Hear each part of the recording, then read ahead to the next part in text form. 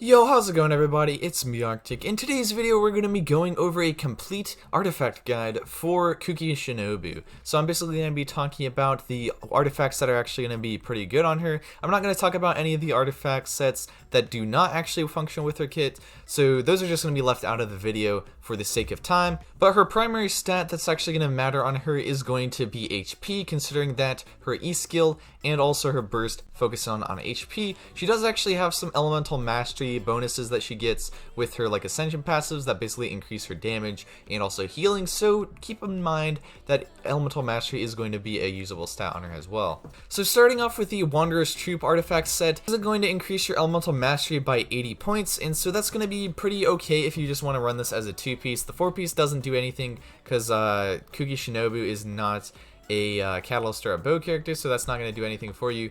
But running the 2-piece of this could actually be pretty good because it does give you like some extra damage bonuses and also elemental reaction bonuses depending on what type of team you're going with. I wouldn't really recommend going elemental mastery if you're running a mono Electro team comp, which I think is what most people are going to be wanting Kuki for. Fury 2 and 4-piece is going to be viable for Kuki because 2-piece is going to give you that 15% electro damage bonus, so that basically works with her whole kit.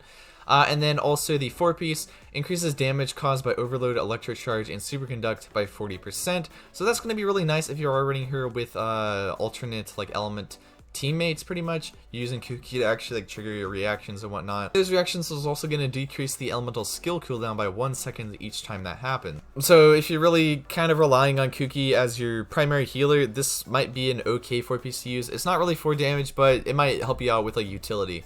The Noblesse Oblige 2 and 4-piece sets are something that I would actually really recommend because the 2-piece is going to increase your elemental burst damage, which is a good chunk of where Kuki's damage actually comes from. But then the 4-piece, whenever you cast your elemental burst, your party members are going to get 20% extra attack. That's actually very good, especially if you are running her as your only healer, kind of like swapping her out for like a Bennett or something if you don't want like a like Bennett in your team comp. I think Kuki is really going to shine in just like mono Electro team comps if you're kind of mainly going for like scrolls like that, but honestly I still think that Bennett is still a slightly better option than Kuki, but Kuki Shinobu still should be really fun, and 4-piece Noblesse is going to be very good set to use on you. Thunder Soother set is going to be good if you're running in a mono Electro team comp. If you have a bunch of these like spare pieces laying around and you have some like really decent rolls on them, or even just like some spare rolls, like even if you just put like a basic default kind of artifact set on your Kuki Shinobu,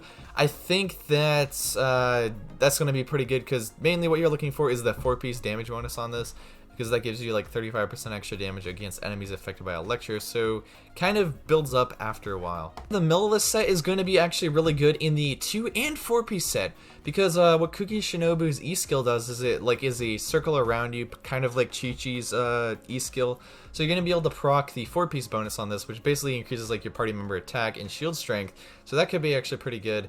And then also the 2-piece on this, the HP bonus, is going to be really good because that's going to increase like her E skills damage and also healing and also your burst damage. Emblem of Severed Fate set is going to be okay, especially if you are running like an energy recharge like sword or like main stat kind of stuff. If you really want her to burst to be up quite a bit, I would recommend using this set, and it also increases your elemental burst damage by 20% of that energy recharge, so you can get a little bit more burst damage than if you are going with like a Noblesse set with this, so that's why this is a good set. The Clam set is going to be a very good set to use on Kuki because this is going to actually convert like the amount of healing that you do into a big bubble that can pop and deal a lot of like physical damage and whatnot, so you get a lot of damage off of this. It's pretty much just like running this set on like a Chi-Chi. You're going to be getting some good damage from this, and also gives you that extra healing bonus, so you're going to be getting a lot of healing.